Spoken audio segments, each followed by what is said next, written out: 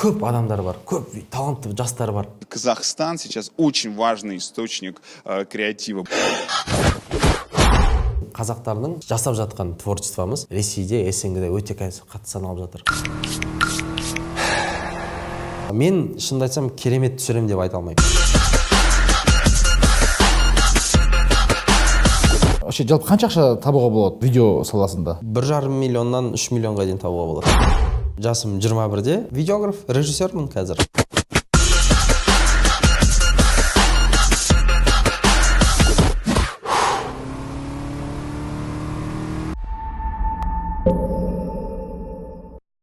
Армысыз, сізбен бірге Қуаныш Шонбай. Бұл менің екінші интервьюім. Алдында бірінші интервью Айнұр ханыммен болған, өте керемет отзывтар мен комментарийлар, жалпы шеерлер бәрін алды. Ойлап қалдым, бәлкім мен де бір жақсы интервьюер шығармын, ішімдегі бұл талантым бар шығар деп. Сондықтан бүгін екінші интервьюімізді жаздық. Бүгінгі интервью керемет дарынды қазақтың баласы, талантты видеограф. 21 жасына келгенде қарамастан айына 1,5 мен 3 миллион теңге табатын. Ең мықты брендтермен, Toyota, Lexus сияқты брендтермен жұмыс істейтін. Әлі студент болса да нарықта өзінің орны бар. Әлемді аралайтын, еркін жүретін. Былайша айтқан кезде қазақтың қысқаша арманын набып жүрген өмірін сүріп жүрген. Астында Camry бар, әдемі Camry бар. Осы жігіттің хикаясын қараймыз. Бұл бір, екіншісі бұл қонақтың беретін қысқаша, нұсқаша контенті бар, сондықтан болады. Және де бүгін 40 минут уақытыңызды арнаңыз. Бірақ видео басталмастан бұрын подписаться деген бөлім бар, соны жазылып, колокольчикке жазуды ұмытып кетпеңіздер. Өйткені бізден мықты видеолар мен интервьюлар шығады, сізді құр қалмаңыз. Онда қош келдіңіз, екінші интервью, ал біз кеттік, бастаймыз. Алқыран, қош келдің біздің интервьюға, бұл екінші интервью. Айнұр Тұрсынбаевадан кейін бізде қонақтың профилін өзгертіп, жас бір осындай талантты жігіттермен интервью алуды жөн көрдік. Жалпы өзіңді кім деп таныстырасың елдерге? Менің есім Қыран, бәрі көбісі Қыран Талапбек деп біледі. Инстаграмда, әлеуметтік желілерде. Жасым 21-де, видеограф, режиссермін қазір. Режиссермін деп өзін таныстырасың? Өзім режиссермін деп позиция жасаймын. Жалпы бұл саладан бір ақша табуға бола ма, жалпы қалай? Мысалы, режиссер, видеограф деген қазір нарықта ең дамып келе жатқан, осы соңғы жылдары өте үлкен бір оборотпен дамып келе жатқан салалардың бірі. Мысалы, мен өзім бастап жатқан кезде, ол да ешкім бір видеоға түсіретін адамдар мүлдем болған жоқ. Болса да бұл кісі орыстар болатын, не? Болса да орыстар, не болмаса, максимум сол видеодағы, осы видео саласындағы ең максимум той түсіру. Тойдан заказ келсе болды, мысалы. Хорошо, жалпы қанша ақша табуға болады осы видео саласында? 1,5 миллионнан 3 миллионға дейін табуға болады. Ол енді сенің профиліндегі, мысалы үшін бөліп рекламный кішкене жасап, өйткені есімде Toyotаға түсірдің.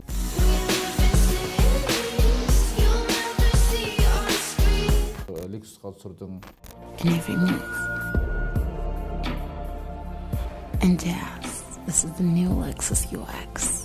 Toyotамен жақсы машиналарын, автокөліктермен Американың бір-екі компаниясымен контакттарым бар екен білем. Клип түсіресің, Ал енді жаңағы той деп айтып қалдың, Бізде екінші үлкен бір қауым бар, бұл тойдағы видеографтар. Мен алдында есімде бір кісілермен сондай бір не болған сенде, сөзбен келіспеушілік болғанда, анау әншілердің арасында тойда әнін айтатын әншілерге бір сыни көзбен қараған сияқты, сенде бір сол видеографтар сынағансың. Неге? Өйткені мысалға бізде қазір видео түсіретін жастар көп. Видеоға қызығатын адамдар, жастар. Олардың мысалы миындағы, карьерасындағы ең топ ол тойға. Тойға түсіру, той түсіріп үйрену ол қатты бір қиын нәрсе емес та. Қанша уақыт үйренуге болады? Мысалы үшін 1-2 апта максимум. Мысалы той түсіргенде ол жақта күнде бір ракурс, күнде бір адам, күнде бір апаның тосты. Әңгімесі бір, түрлері ғана өзгере береді да адамдардың. Сол адамдар той түсірген операторлар не істейді? Ертең оның творчествосы дамымайды, күнде бір нәрсе істей бергеннен кейін қызығушылық кетеді. Ертең ол бір кішігірім табыс көзі ғана болып қала береді. Бір күні ол адам одан жалығады, болды, видео саласынан кетеді мүлдем. Бұл адам бірмен тойда қанша ақша табуы мүмкін тойда? Егер де мысалға сіз ол сезонға байланысты. Жоқ, әшейін видеограф болғандай бір үлкен бастық емес?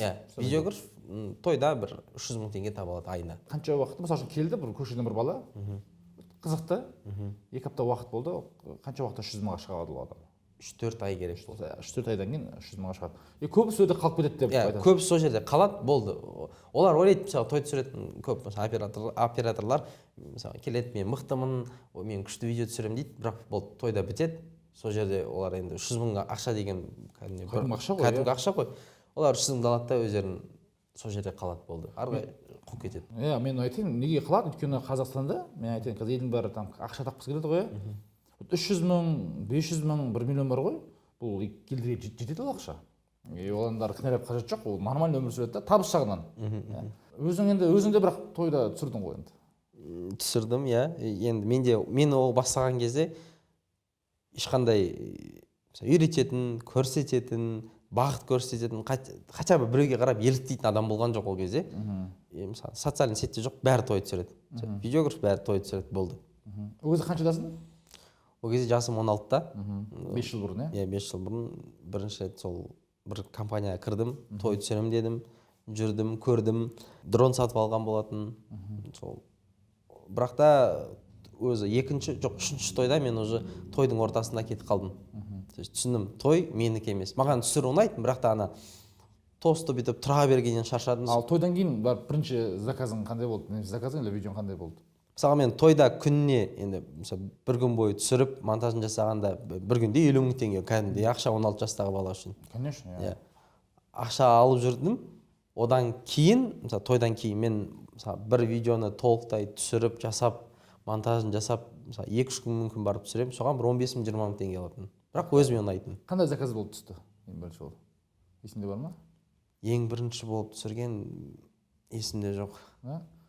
Сен жалпы қара, мен қателеспесем, сен Түркияда оқыдың, Түркияда саяси жағдайларға байланысты қайтып келдің, иә? Сен қызығушылық сол жақта пайда болды, сен? Жоқ, қызығушылық мектепте пайда болды. 16 жаста мектепте. 16-17 жасында мектепте пайда болды. Мектепте видео түсіріп, суретке түсіріп қызығып жүрдім. Одан кейін 11 сыныпта мен режиссер оқимын дедім. Әке-шешем басында келіскен жоқ. Нормальный нәрсе. Қазір тұрып колледжінде оқыдың, иә? Лицейде оқыдың, Алматыда, иә? Алматыда. Бірақ та әке-шешем айтқан жоқпын, документтерімді тапсырдым Турциядан шақырту келгенде уже жарайды бар деді. Сөйтіп 1 жыл оқыдың өйіқта, иә? 1 жыл, иә, режиссер оқыдым. Маған айтып берші, көп студенттер бар мен аудиториям арасында.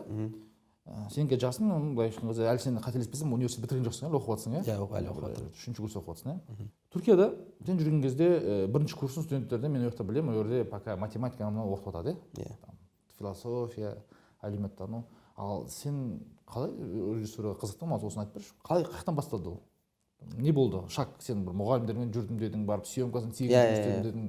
Басында түскен кезде кішкене видео түсіруге қызығам, андай процестің ортасына кіргім келді да. Бірақ мен қайтадан 1-ші курсқа келген кезде маған бастан бастап білетін нәрселерімді үйретіп бастады. Сен уже той түсіріп үйреніп қалдың? Мен уже той түсіріп білем ана. Өмірдің университетінде оқығансың, иә?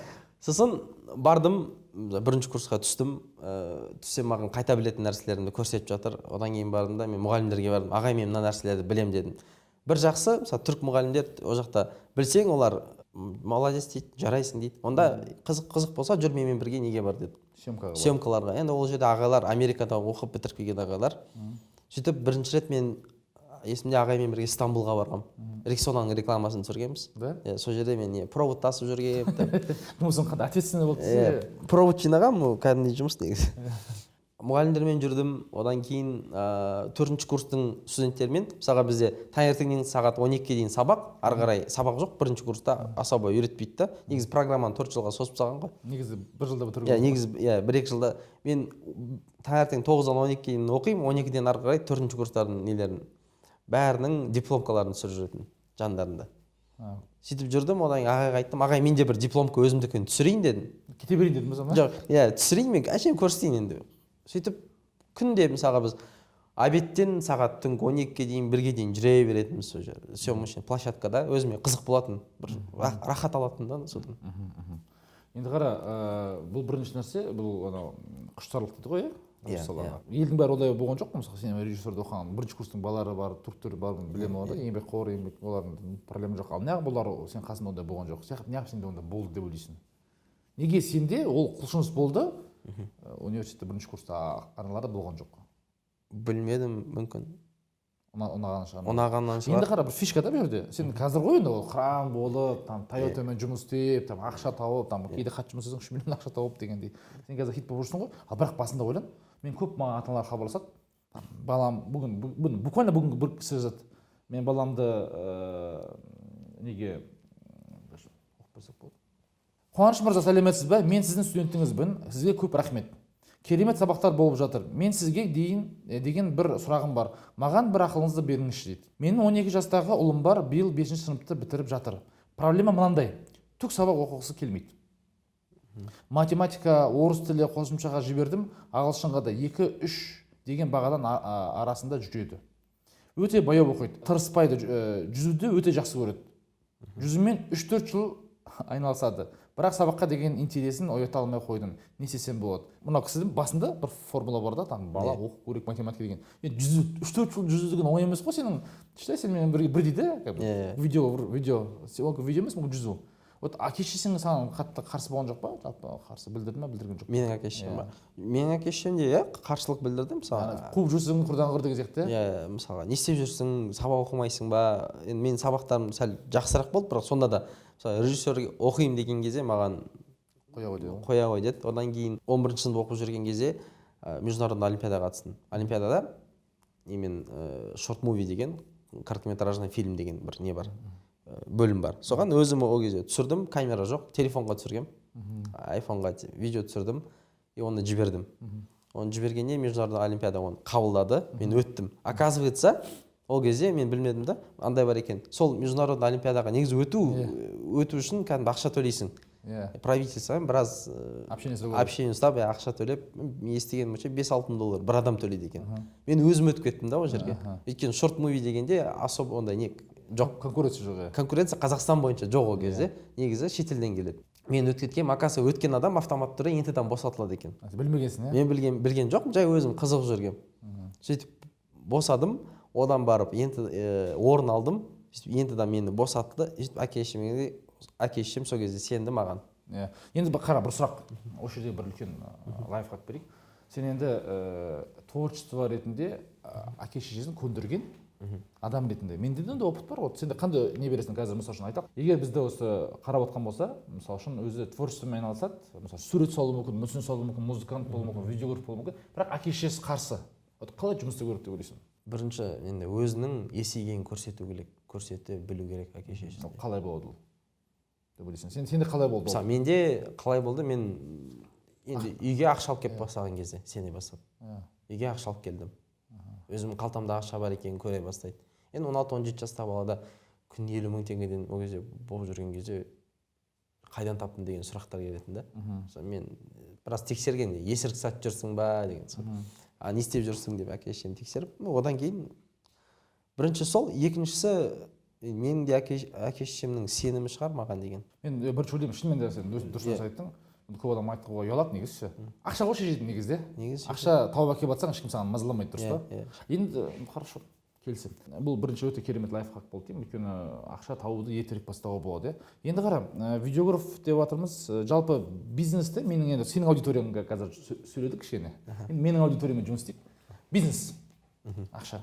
Жалпы роликтердің бизнескедегі рөлін көрдік. Мысалы үшін біз екінші ұма кітабын чисто осы роликпен түсірдік. Мен екінші ұма кітабын жазған кезде мен әрі кітапқа клип түсірем дегенде елдер күлген. Мысалы үшін.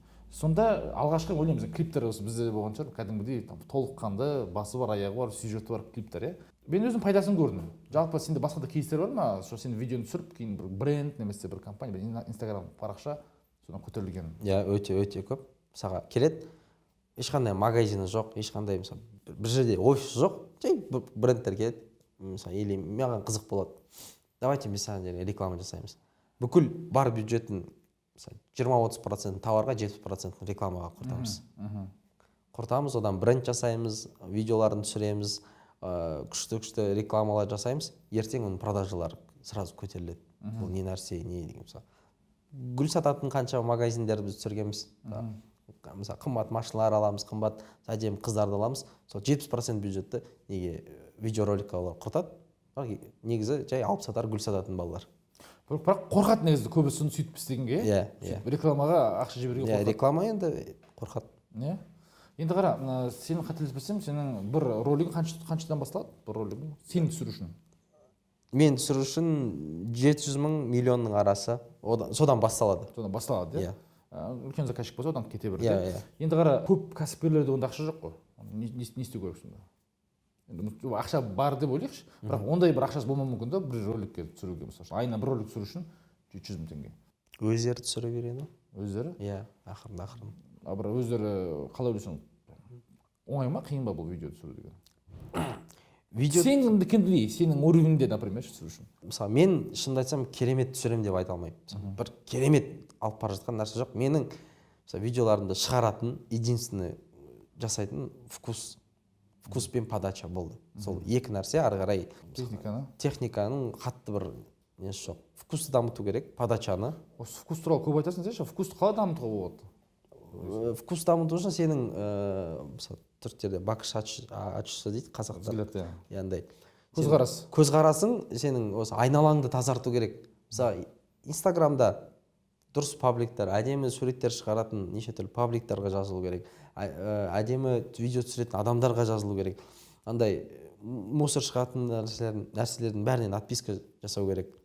Туған туысқаншы болсашы? Туған туысқанда тойда түсетін суреттер. Жоқ, оларды көресің ғой. Негізінен көбінесе күнде мен жатар алдында, мысалы ұйықтар алдында күнде бір 3 видео, 3 реклама, 4 реклама көріп жатамын.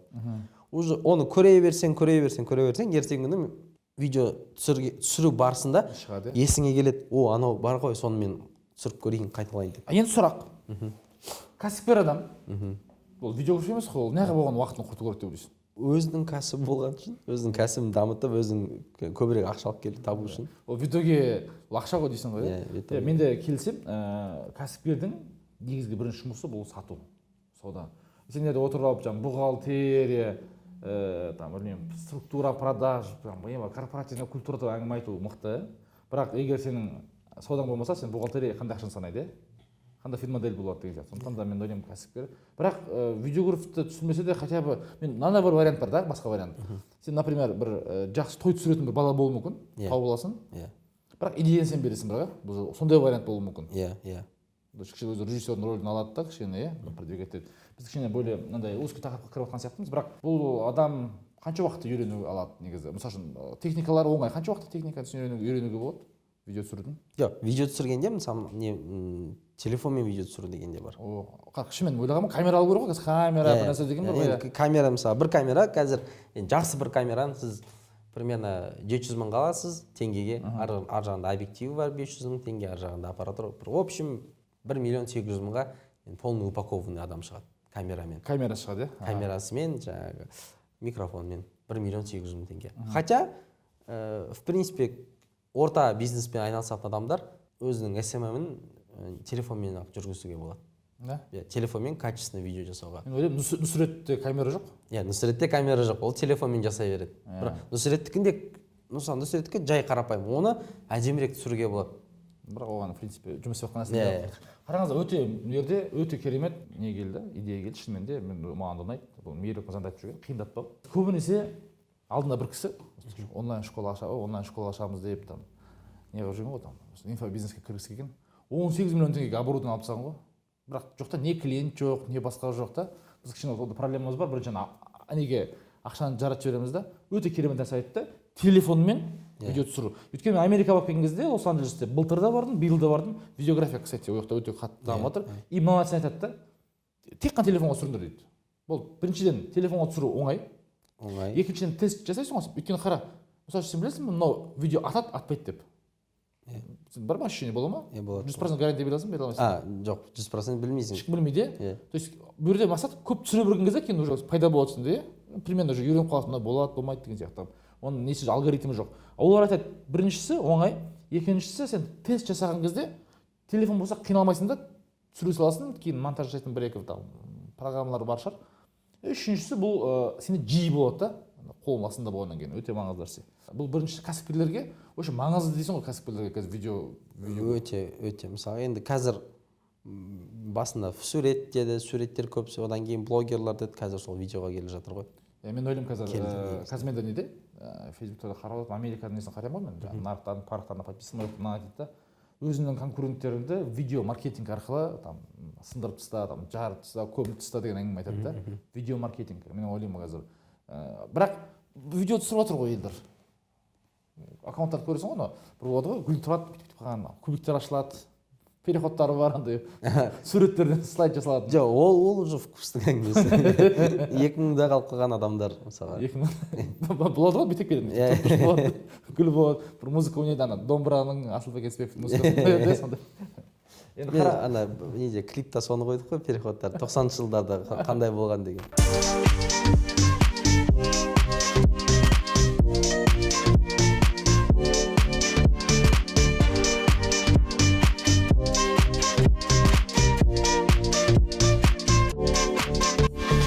Енді қара, бұл біріншісі кәсіпкерлігі, мен ойлаймын, бұл видео маркетинг өте маңызды. Өзі немесе хотя бы қасында сенетін бір жас баланы оқыту керек деп ойлаймын видео монтажға. Екінші нәрсе, бұл қазір мода, иә. Инстаграмда көріп отырсың. Подписчик жинау, қазір көп жерде подписчик жинау деген қатты не болды, хайп болып отыр. Подписчик жинағысы келді елдердің. Не ауру екенін білмеймін. Өзінде галочкасымен 125 мың, 30 мың бар адам дей ма? Не хайп екенін білмеймін, бірақ елдерге құмартады әйтеуір осындай нәрсеге. Бірақ мен байқауымша әдемі сурет, әдемі сторис, ол әсер етеді подписчик жинауға. Дальше подписчиктен ақша табу енді сенің жұмысың. Бұл қаншалықты оңай, қаншалықты қиын? Өте маңызды нәрселердің біреуі. Инстаграмда әдемі жасау деген. Бәрі подписчик жинағысы келеді. Негізі қарасаңыз подписчигі бір 15 мыңнан көп адамдардың бәрі суреттері әдемі тұрады, видеолар әдемі, фактурный көрінетін нәрселер. Одан төмендері мусор салады. Неге? Неге? Өйткені сұрақ Инстаграмдар әдемі емес, суреттер әдемі емес, видеолары онша емес деген сияқты. Мен бар ғой, қара, мен анда классификация бар өзіме. Бірінші аккаунт ол закрытый аккаунт. Бұл чисто семья үшін. Типа үйленген әйел, қыз, скорее всего, үйленген қыз, там күйеуі бар, семьясы бар. Подружкалары бар, сондай. Бұларды қарайсың ғой, бұлар нелер көп, посттар көп болады. Например, 400 подписчик болуы мүмкін, бірақ 2000 посты болады болған. Сала берді, спамер болшы. Екінші тип адам бар, бұлар подписчигін саны примерно 1000 мен 1500, 2000 емес адамдар, бұлар конкурсанттар. Өзінің подписчигін саны 2000, бірақ өзі 6000 адамға подписчигі. Бұлар конкурс, репост, конкурс дейді. Бұл ең бір мусорлар осылар да. Үшіншісі бар 1000 мен 500 мен открытый аккаунттар, бұлар тойы, семья, туған туысқан, я вообще кітап оқиды сондай да. 5000-нан адам, асқан адам, мен ойлаймын, бұл критический масса әлеуметтік желіде, бұл 5000. Егер сен 5000-ға дұрыстан контент арқылы аккаунт жинап алсаң, ары қарай уже оңай болатын сияқты. Ал контент деген бірінші ол сурет деп ойлаймын. Сурет, видео. Сен өзің мысал үшін қараш, конкретно видеолармен, суреттермен аккаунт жинадың, дұрыс па? Сен реклама бердің ба сен? Басқа там. Жоқ, мен реклама берген жоқпын. Мен сол әлі есімде, 2-ші курста оқып жүрген кезде, Новый годта қуанғам. Менде 5000 болды деп қуанып жүрген кезім. Сол 5000 аудитория жинадым. Сіз тура айттыңыз, 5000 жинадым. Бірінші видео шықты менде, өзім кәдімгідей душаңды салып, бүкіл жан дүниемді салып жасаған. Сол видео атқан кезде бір түнде менде 15 000 болып кетті. Мен есімде, қай видео салдың, не туралы, путешествие туралы ма? Сол видеоны салдың, вертолетқа сол видеоны қояқ, әдемі видео, 1 минут көрелік па? Не тратьте деньги на одежду. Тратьте их на путешествия. Неважно, какие на тебе кроссы, если ты летаешь в них над Нью-Йорком. Путешествие как самая великая наука, которая помогает нам вновь обрести себя. Ты видишь новые места, чувствуешь ритм большого мегаполиса, открываешь для себя новые горизонты и заполняешь их незабываемыми воспоминаниями. Не тратьте деньги на бухло, на новые айфоны, не гоняйтесь за пафосом, ведь это все уходит, а воспоминания остаются навсегда. Просто путешествуйте, наслаждайтесь каждым моментом для себя. Дневник типа тревелера.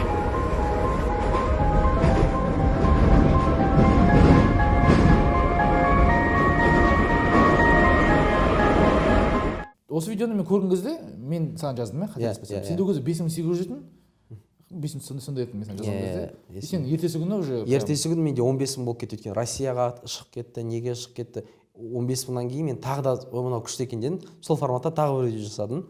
20-25 сөйтіп жаздың соңы, мысалы мен қыста болғанда жаздың соңында 37 мың болған менде. 37 мың, иә. Көп адамдардың мысалы үшін подписчик жинаған кезде көп адамдар асығады ғой. Былайша қарашы, мысалы үшін там қанша уақыттан кейін сен де блогерлермен көп жұмыс істейсің ғой. Қанша уақыттан кейін сен әлеуметтік желіден ақша табуға болады деп ойлайсың? 15 мың 20 мыңнан кейін болады негізі. Аудиториямен қалай жұмыс істегеніңе байланысты. Аудиторияң саған деген сенімі, сен туралы ойлайтыны 15 мың 20 мыңнан кейін бола береді. Бірақ нежелательно ол уақытта уже ақша тауып бастау. Қанша уақытта бастау керек деп ойлайсың? 30-35 мың. 30-35 мың. Оған дейін уже тек контентпен шығу керек қой, иә? Иә, оған дейін контент жасай беру керек. Гифқа қатысу керек, қатыспау керек пе?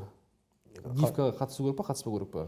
Гиф деген бір қызық инструмент негізі. Мысалы, гифтен адамдар саған келеді. Бірақ ол гиф біткен күні кетіп қалады. Гиф бір аптаның ішінде болады. Сен бір аптаның ішінде келген, мысалы, 30 мың адамды ұстай аласың ба, ұстай алмайсың ба деген сұрақ. Ұстай алсаң мықты нәрсе, иә? Ұстай алсаң мықты нәрсе. Ұстай алмасаң онша емес. Екіншісі, мынау нелер бар, машинкалар бар, мысалы жаңағы подписать етеді, программалар бар, иә? Олар вообще керек жоқ. Керек емес. Үшіншісі контент, иә? Контент. Контент деген өзі екі нәрсе ғой. Біріншісі жазуың, бұл копирайтинг. Екіншісі бұл сурет пен видео. Енді қара, жалпы өзің қателеспесем, сен осыған байланысты кішігірім өзің бір курс бастағың келіп бізге қасымызда жүрсің ғой, жүрсің бе? Бұл қаншалықты керек бір курс деп ойлайсың? Қаншалықты востребованный курс деп ойлайсың? Енді сол баған бері айтып жатқан телефонға түсіру деген. Курстың негізі аясында курс тек қана телефонға түсіруді үйретеміз. Біз қымбат аппаратура ал, ананы ал, мынаны ал емес, тек қана телефон түсіресің, қолыңды үйрете бересің, сонымен сондай бір. Не үшін қатысы бар? Бұл сенің курсыңнан кейін ақша таба ала ма адам, табуға мүмкіндік бар ма, жоқ па? Әрине. Мысалы, телефонға түсіргеннен кейін ол ертең кез келген бизнесі бар, кез келген SM страницаға барып, мен сенің SM-іңді жүргізіп берейін дейді, ақша алады. Мысалы, менде қазір 2 адам жұмыс істеп жатыр. Біз компанияларды SM-мен обслуживание жасаймыз. Бір қыз бар, айына плюс-минус сол 300 мың, 150 мың табады уже. Жұмысы телефонмен барып суретке түсіреді, олардың товарларын түсіреді, сол видео жасайды, сол.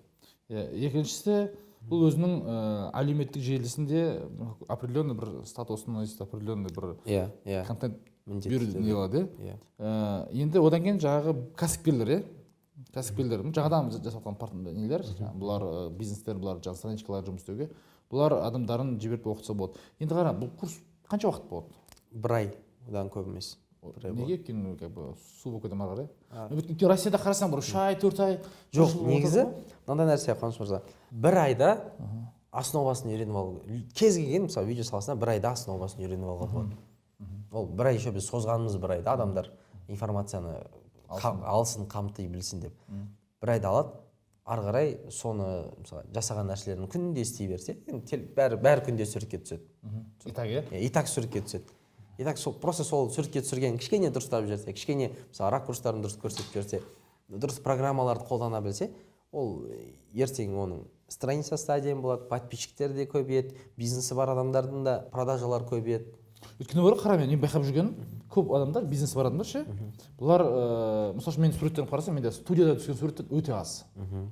Өйткені менің суретімді Мәкең Мерік болса түсіреді, кейде Айымханым түсіреді, бұл кісілер енді вкусы бар адамдар ғой, кейде өзің түсіресің деген сияқты да. Бұл табиғатта әдемі кетеді. Енді көп адамдар былай істейді. Фотосессия жасайды барып ше. Бір фотосессияның өзі қанша кетеді, білмеймін енді. 1 сағатта фотосессияның 20 мың теңге. Сөйде бір примерно жайлып бір 50-60 сурет болар, өйте оның типі, киімі бір болғаннан кейін, оны и так 3-4 сағаттан кейін қайталана береді. Қайталанғаннан кейін, андай бір ситуативный суреттер болды ғой, әдемі суреттер, мысалы үшін жарады ше. А бұны мен ойлаймын сенің нең. Курсының бағалары да енді қанша 10 мың, 7 мың сондай теңгеден болады, енді өзгеретін бағалар ғой. Мен ойлаймын бір фотосессияның бағасы да кәсіпкерлер үшін бір фотосессияның бағасы. Енді екіншісі Мерік мырзаның жақсы сөзі бар. Сол идея жоқ емес, енді сурет жоқ дейді де. Сурет болса идея шығады. Біздің Дархан мырзаның фишкасы бар. Шетелге бір әдемі суретке түссе, көп сурет түседі ғой. Бәрін сала береді, арасына бір мақал, там бір сурет, цитата кете береді. Өйткені ана сурет қойғысы келеді ғой, құрдан қойып қоя алмайды да. Әдемі суретін болмағаннан кейін әдемі пост шықпайды сенен дейді да. Жалпы енді өзің мынау қазір нарыққа байланысты, трендке байланысты мынау қандай өзің қалай деп ойлайсың, мынау жалпы жастарда қазір қандай мүмкіндік бар осы видео саласында? Видеоға саласында қызығушылық жастарда өте көп. Өте көп, иә? Өте көп. Неғып дамымайды айтшы сол маған? Бірінші себеп той. Тойда қалып қалады. сонда тойдан кету керек па сен ойыңша вообще полный аш қалам деп қорықса да тойға кету керек па қалай істеу керек деп ойлайсың? жоқ, той деген бір ол определенный карьерный ступенька да. Адам арға өзі біледі. Сен дамығың келсе, дамығың келмесе соны тойды бизнеске айналдырсаң болады. Бірақ өмірің мысалы қызық болмау мәселесі. Қарашы, мысалы үшін сенің өмірің ол той емес өмір да. Сенің өміріңде мен байқаймын. Жақында сен Америкаға барып келдің, иә? Стамбулға бардың, Барселонаға бардың, сосын там Испанияның бір жерін араладың, Коста-Рикаға барған деп жүрсің, иә? Сенің өмірің сондай. Примерно ақша там өте көп табу мүмкінсің анаған қарағанда. Тойдікі күніге примерно там мөлдір, сәтті, там күнде сарай, күнде сол медеу, президентский парк, бәрі бір ракурс. Адам мен сондай болып кеткенмін, той түсіріп бастаған кезде вроде адамдардың киімі бірдей, ракурсы бірдей, бірақ түрлері ауыса береді да. Болды ма? Иә, болды. В принципе, сол программа тапсаң ойлап табасың да, бетіңді ауыстыра саласың. Бізде ана баяғыда таразы не шыққан, ана не шығарады ғой, шақыратын ше. Су көзі сүргі су не ғой, шашайды, бетін қоя салады болды. Иә, сондай. Бәрі дайын тұр. Бетін қоя салады, шақырып береді.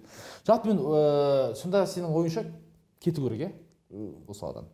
Сол балалар тойдан, рутинадан, күнде бір нәрсе түсіре беретін адамдар содан кету керек. Мысалы қазір қазақтың жігіттері көп қой, Айсұлтан Америкада жарып жатыр, түсіріп жатыр.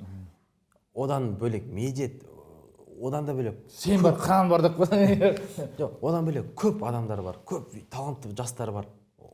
Мен білемін, талантты жастар. Қанат Бисекеев бар. Қанат Бисекеев. Мысалы, ол да Америкада барады, документалкалар түсіреді. Маған көп балалар жатыр, мен Атыраудан көшіп келдім дейді. Қыран мен көрдім, сен маған мотивация бердің, бәрін тастадым, Атыраудан көшіп келеді. Мен жай ғана өзім қарап жүрем, бір қарасам ар жаққа мына жаққа жұмыс істейді, бірақ олар той түсірмейді. Хотя Алматы деген тойдың ортасы ғой, Алматыда тойдың заказы көп, бірақ той түсірмейді, тойын тастап келген. Біржан Шәкәрім деген бар, Қарағандыдан. Біржан деген бала сол той түсіретін бұрын, как обычно, тастады, Алматыға көшіп келді. Ол жерде хостелда тұрып жүретін, хостелда тұрып жүретін, блогерларға вайн түсіретін, тегін 5000 теңге бір видео. Мен есімде 5000 теңге алатын, 10 000 теңге алатын, сөйтіп түсіріп жүретін. Қазір клиптер түсіреді, қазір үлкен рекламалар, Самұрық Қазан көп, оның проекттері көп. Адамдар жалынады мысалы. Анау білмеймін, бізде менде бір бала бар, неде Таразда режиссер болып келді Шотландияда. Мықты рөл түсіретін, бірақ сол әлі тойда қалып кетті ғой, мысалы әлі соны ренжимін сол саласында. Біздің қазақтардың көзқарасы басқа.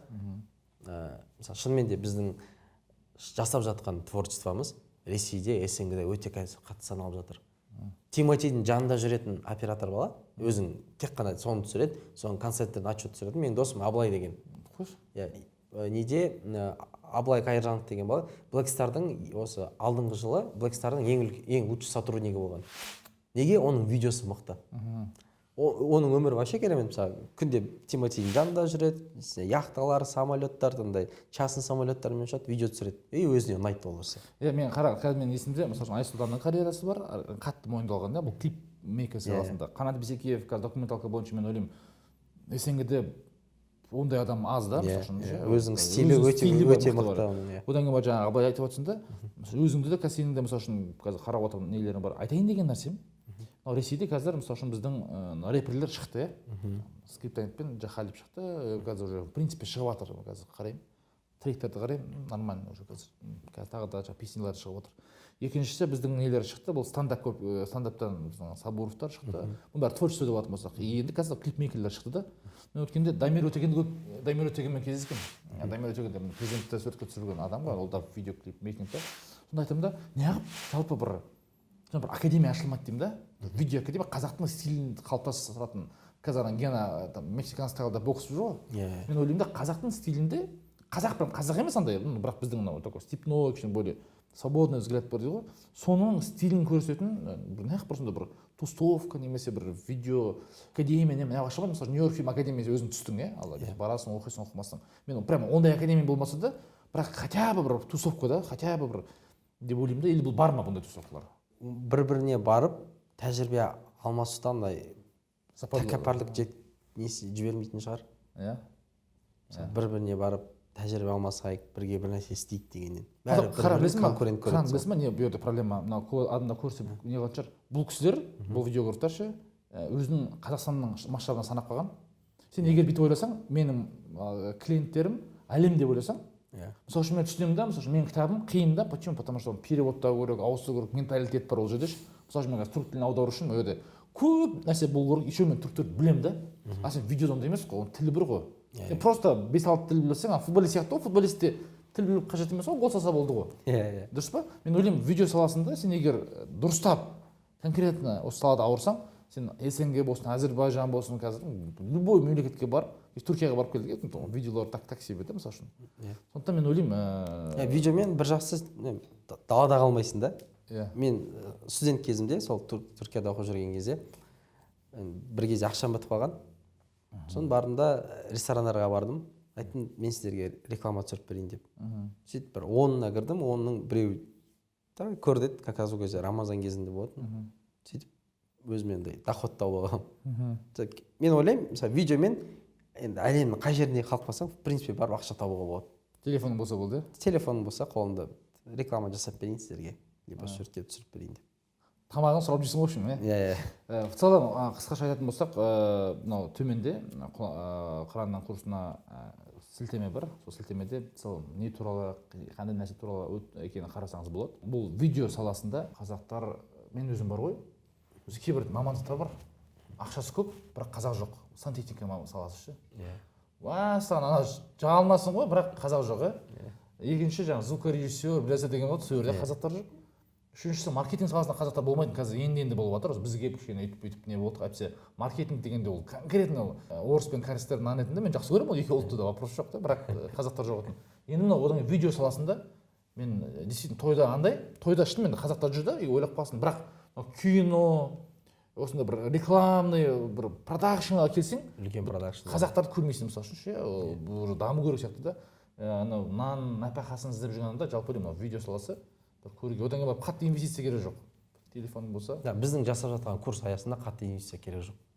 В общем, қара, сен курстың примерно қателеспесем, қазір пакеті бар 10 мың теңге, 30 мың теңге, одан 100 мың теңге. Не қылып 100 мың теңге? Ол не курс, не үшін қымбат ол? 100 мың теңге ол адамдарға емес, ол бизнесі бар адамдар үшін. В принципе, бизнес бар адам үшін 100 мың теңге оған арнап беруге. Не өзі үйренеді, не біреуді үйретеді. Примерно андай. Осы баланың несі потенциалы бар екен деген бір баланы үйретсе, ол бала ертең оның бизнес үшін в общем, бір роликпен ақтайды ғой негізі.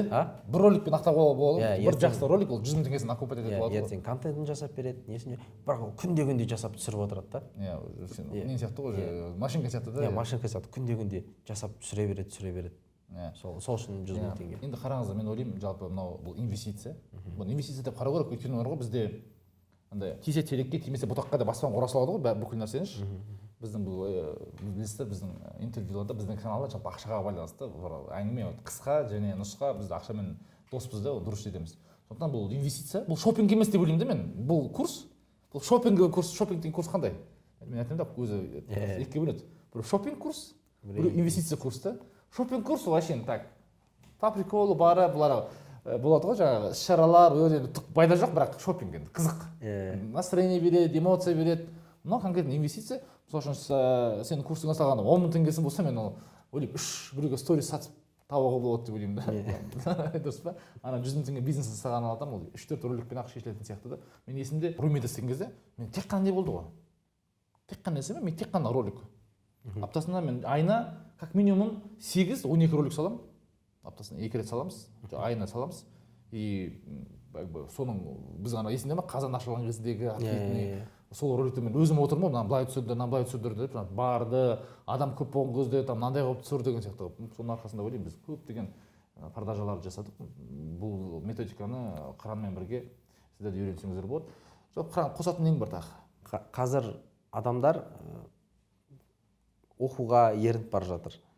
Үлкен посттар оқымайды, суреттер қарамайды, визуализация. Ол роликтер, видеолар, әдемі сурет, әдемі контент. Соған көшіп бара жатырмыз. Онда сізде біздің Қыран екеуміздің осы ролигіміз ұнаса, бұл интервьюіміз ұнаса, байқасаңыздар, біздің роликтер специфически тақырыпқа байланысты. Бірақ бұл тақырып сізге қызық емес деп ойлап қалмаңыз. Бұл тақырып сізге қызық болуы мүмкін. Бүгін болмаса ертең. Бұл бір. Екіншісі, қасыңыздағы адамдар, туған туысқандарға қызық болуы мүмкін. бұл жерде көптеген анау қазір сіз егер біздің осы салада маркетинг саласында видео саласында жалпы кәсіп саласында болмасаңыз мынаны түсінбеуіңіз мүмкін, бірақ осыны түсінетін бір досыңызға бір группаға жіберіп қойсаңыз осы роликті, ол адам сразу түседі, оған пайдаңыз тиюі мүмкін. Сондықтан да ұнаған болса лайк басып, біздің каналға подписаться етіп, жазылып, комментарий жазуды ұмытпаңыз. Қана бір подарок берейік, қандай подарок бересің? Ең әдемі комментарий жазған адамға қандай подарок бересің? Бір подарок. Кемі 5 сөйлем. Кемі 5 сөйлем, не түсінгеніне? Не түсінген, ең жақсы курстан бір орын берейік. Сен ортаңғы пакетің бар ғой? Сол курсқа ортаңғы пакеттен бір орын береді. Онда Қыран өзінің грантын беріп жатыр екен.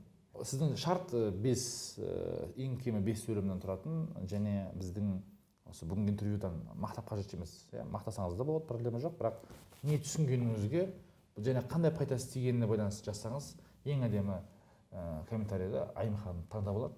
Сосын оны ойнатамыз. Айтылатын болады, хабарласатын болады сіздерге. Осымен біздің интервьюіміз тамам. Біздің екінші интервью пайдасы болды деп ойлаймын. Құр сөздер емес, нақты техникалардың берілетін Шөмбе онлайн университетінің ұстазы Қуаныш Шонбай және мен бүгін қонағым Қыран Талапбек. Рахмет.